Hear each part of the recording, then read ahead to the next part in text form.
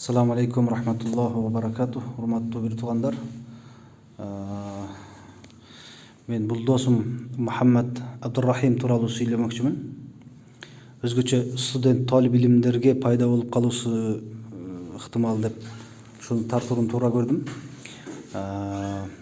Бул бала жөнүндө айтайын дегенде максат, бул бала көптөгөн китептерди жаттаган, шарият жолунда Куранды жаштайынан жаттаган, 7 жаштан 10 жашка чейин 25тен 30га чейин 25тен көп илим, арфандан илим китептерин жаттаган.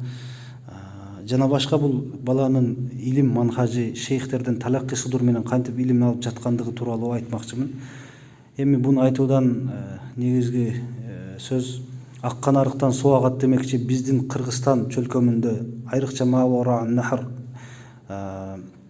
ошол Имамул Бухари тарапта биздин чоң үлкөн алымдар өткөн. Ал тарап илимдин мекени болгон, илимдин минбары болгон. Өзгөчө тактап айтканда Кыргызстандан өзүнөн эле мыкты Имам Сарахси, Имам Сиражиддин Ал-Оши, Имамул Акхисари, Имамул Бухари, Имам Абул Мансурул Матуриди жана башка болгон токой алымдар өткөн. Аккан арыктан суу агат демекчи, ошондой алымдар чыгыш керек. Бизде иншалла чыгат. Демек, ошол алымдардын манхажы кандай болгон, Имам Бухари мадрасасындагы чоң үлкөн китептер окулган. Бүгүнкү күнгө чейин ал китептер окулбай келет. Ошол манхаждагы китептерге жетпей келебиз. Ошол манхаждарды тирилтүү максатында маркум Чубак устазыбыз дагы бул нерсени көп айтчу эле. Өзгөчө мен ошону каалаймын. Имам Бухари мадрасасында, Мир Араб мадрасасында кандай манхаж окулган болсо, ошол манхажды биз Кыргызстанда тирилтебиз. Жана аны менен кошо азыркы муасар болгон манхаждарды дагы кошуп, элге жеткизип, талиптердин манхажын көтөрөбүз дейт. Ошол максатта бул баланы тартууну туура көрдүм. Бул бала аябай кызыктуу. Бул таанышканыма 6 жылдан бери чогуу окуйбуз. مرحبا بك شيخ. السلام عليكم ورحمة الله وبركاته. وعليكم السلام ورحمة الله وبركاته. بصوت عالي. وعليكم السلام ورحمة الله وبركاته. مولانا اسمك؟ محمد عبد الرحيم عبد الرحمن من السودان. من السودان. بلدوسوس من السودان. نعم. مولانا سؤال يعني في أي مرحلة أنت حفظت القرآن يعني في أي سن يعني؟ في عمري 7 سنين داخل إلى 10 سنين. Бул бала 7 жаштан 10 жашка чейин Куранды жаттадым дейт. Min ayna yani? مع الوالد والوالدة. Ата-энесинин колунда. Өзгөчө бул бала айтат, кайра такиттеп айтат. Апам мага кичинекемден баштап талаккы менен ушинтип мага жаттатты дейт да. Өзгөчө байгындай. بعد الحفظ القرآن يعني ماذا فعلت مولانا؟ حفظت متون معهم يعني على سبيل المثال 5 متون. 5 متون. المدة الصغيرة يعني أنا؟ نعم مدة صغيرة عمر بين 11 و 10. Ошо 12-10 жаштарымда дагы 5 матынды жаттадым. Атам менен апамдын колунда. خاصة أمك يعني ساعدنا لهذا الأمر يعني. Өзгөчө апасы. فهو كان يحفظنا المتون عند والدي ثم كبرت سنينا واصلت مع والدي ثم خرجت إلى التعليم في الخارج. Ошентип ата-энемдин колунда өзгөчө талим илимдерди алдым, ислам билимдерин, китептерди, Куранды жаттадым дагы. Андан кийин талим аскарга келдим. بدأت في الأزهر يعني أتيت إلى مصر من سنة إيه؟ جئت في مصر 2017. 17 yani. 2017 жылы келип илимди баштадым Аскар университетинде. Yani hatta الآن ما سافرتش yani. لا 6 жылдан бери бул бала кете элек келгенде. Студенттер көбүнчө 1 жылда эле ата-энесин сагынып кеткиси келет. Бул бала 6 жылдан бери китеп жаттап жүрөт.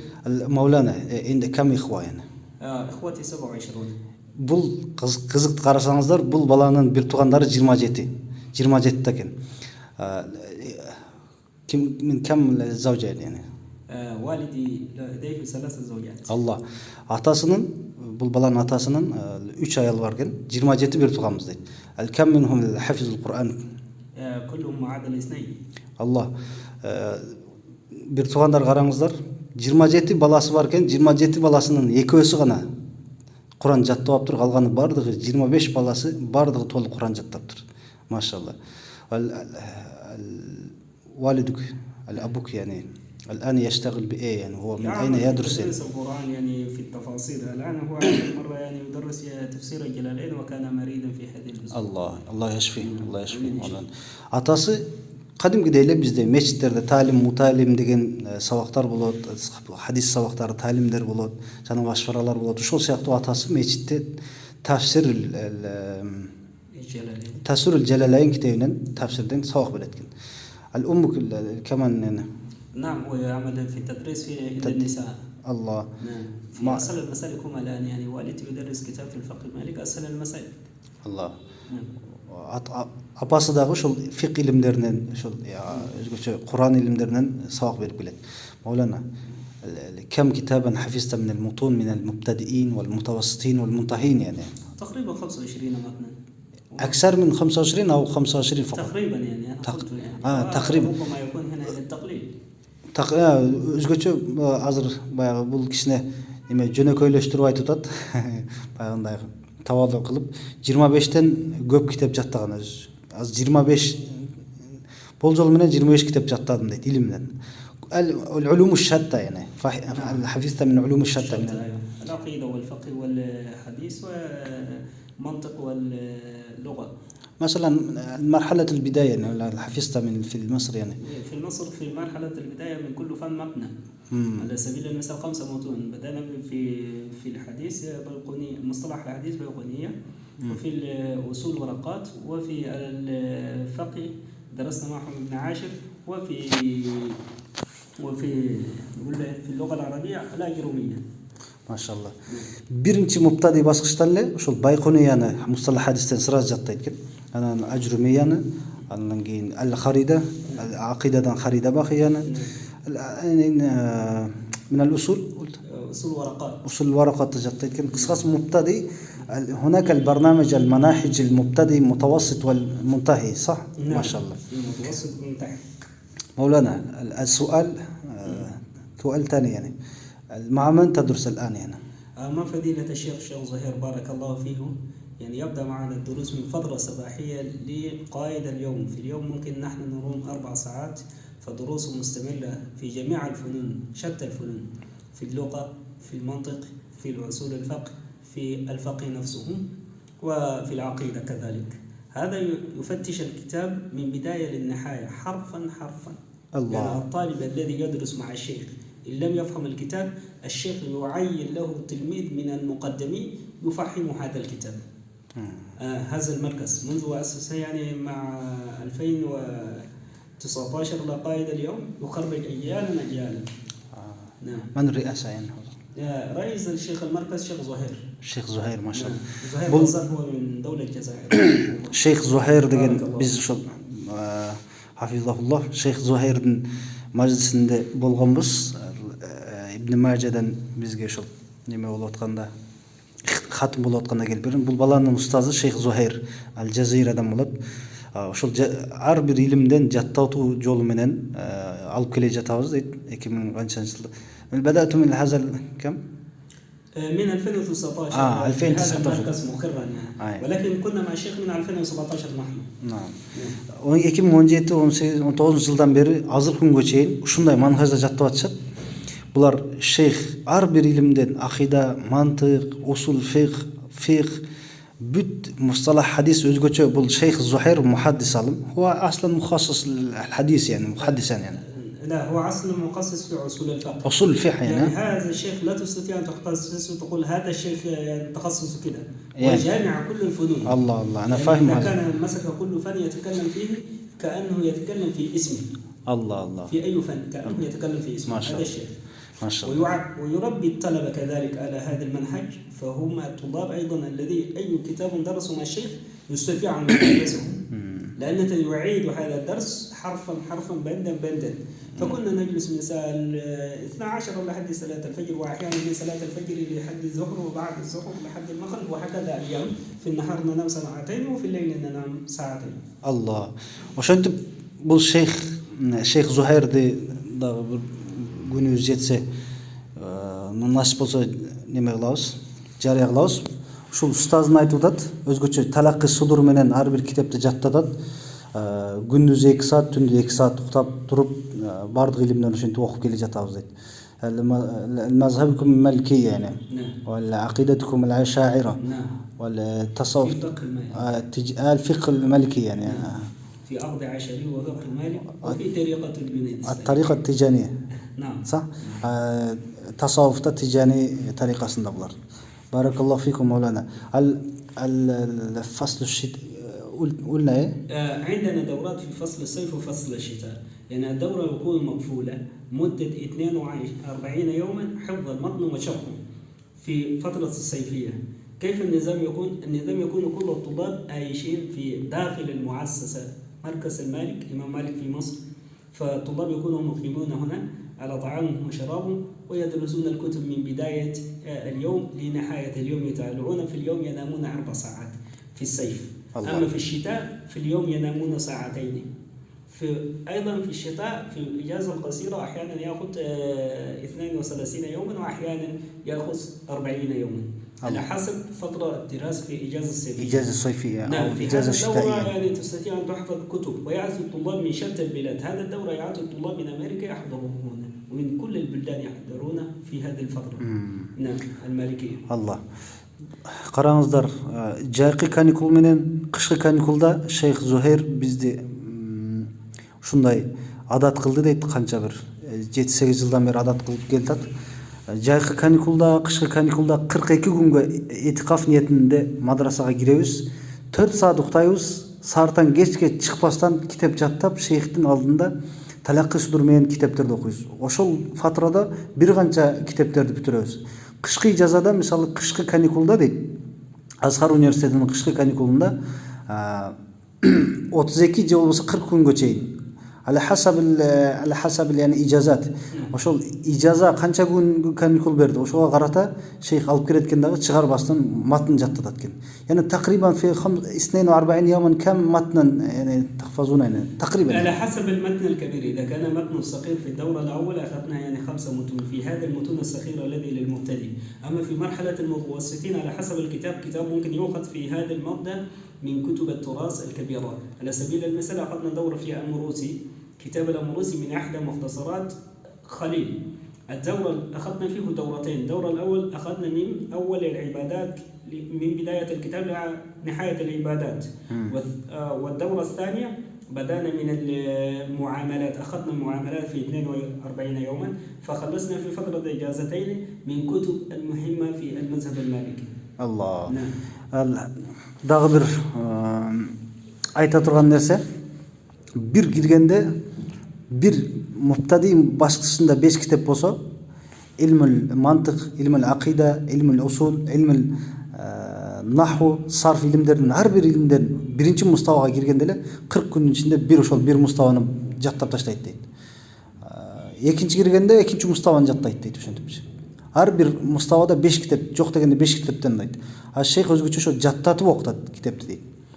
ماذا نسيني كما أخبرت ممكن أترجمها كما أخبرت من زمان الذي أخذت إجازة من 6 أكتوبر من الشيخ الجمعة، يعني وكيل الشيخ الجمعة بعض المتون.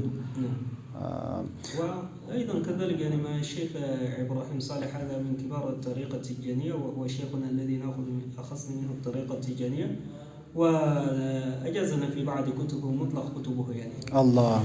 إبراهيم النخعي. إبراهيم صالح من أحد المحدثين كبار المحدثين في هذا العصر، حتى الشيخ زمن الأزهري ذهب أخذ منه أسانيد، والشيخ الحبيب الجفري أيضا كذلك أخذ منه أسانيد، وبعض المشايخ كلهم الكثر يأخذون منه أسانيدا.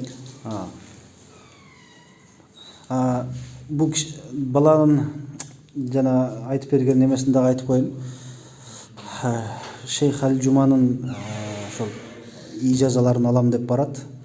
Китептер мынча 15 китепти даярдап жаттап барат дагы. 15 китепти даярдап барып жаттап 5 китебини жат айткандан кийин 15 китебине ижаза бердим деп ижаза берет вакилдери. Шейх Аль-Жума кибар улемасы муфти сабик таанысыздар. Демек ушундай 15 китепти ким жаттап барып бизде ушинтип ижаза алат мисалы үчүнчү. Буга чейин болду. Же азыркы күндө барбы ушундай китептер? Кутубу Ситтаны жаттагандар барбы мисалы үчүнчү? Ошол сыяктуу көптөгөн шейхтерден мен ижазаларды алдым дейт. Ижазаларды алып келдим. Өзгөчө бир шейхтен окуган жакшы, бир шейхтин алдында иткон кылып. Азыркы дагы айта турган нерсе, бизде илим, тил марказдарды 1-2 марказды окуп алып туруп, чоң шейх болуп, фатва берип, арабча сүйлөп, ой адамдарга өзгөчө болуп, аллама кабир болуп кетип аткандар бар. Буга дагы айтып кое турган нерсе, марказ менен эч качан адам алым болбойт. Марказ менен алып болгону тилди гана өздөштүрөт. Качан шейхтердин алдында талаккы шутур менен ар бир фандан жаттап дубасын алып, назарына түшүп, анан кийин бир дин адиси болушу мүмкүн. Бирок ага чейин тилдерди өзгөчтүрүп алып эле адамдардын башына айланып жүргөндөр жок эмес экен. Мавлана, мүмкүн тахбиру المنهج التي أنتم يعني منهجنا في التدريس. أيوة. نحن عندنا يعني أول شيء المبدأ الأول حفظ القرآن. أيوة. إنسان بعد يحفظ القرآن يستطيع أن يأخذ بعد القرآن ويدرس مع علوم القرآن من حيث التجويد ومن حيث أحكامه القراءة كاملة، ثم ينتقل كيف تصحيح العبادة اللي هو يبدأ بالفقه. تصحيح العبادة يبدأ بالفقه، يدرس كتب شيء من الفقه، ثم يتوقف في هذه المرحلة ويأخذ معه كتب العلوم العالية عشان يستطيع أن يصنع الطالب له 3 مسائل نحن كالعادة نعمل بهم. عندنا تصوير المسائل، حفظ المسائل، ملكة العلمية. الله. الملكة العلمية هذا إنسان من لا يستطيع أن يحصله بسهولة إلا مع التكرار وطول الوقت يستطيع أن يحصل ملكة. في البداية يعني في أثناء تسوير المسائل وحفظ المسائل وهذه الجهد يحتاج مع الشيخ مدرس يفتش له الكتب ويبين له هذه المسائل ويكون على منهج صحيح، فوقته كله يصرفه في العلم. اللي هو على سبيل المثال نحن عندنا في مركز هنا نبدأ بكتب زي ما ذكرنا في البدء، كتب الصغيرة ثم المتوسطة. اللي هو في المتوسطة عندنا له بعد الكتب يعني مثل في اللغة تكون شوية مقدم في الألفية، بعد الألفية تدرس في ابن حاجب وما أدراك من ذلك. ثم في الفقه كذلك عندنا يعني في الترتيب في مذهب المالكي اللي هو أشماوي، أخضري، إزية، ابن عاشر، أسهل المسالك، رسالة أبو زيد القيرواني، بعد ذلك شروحات اللي هو أقرب المسالك من مختصرات قليل. ال5 مختصرات تدرسهم ثم تشرح في مختصر قليل. الله. مع ذلك في هذا المدة الوقت تدرس فيه علم البحث، آداب البحث والمناظرة.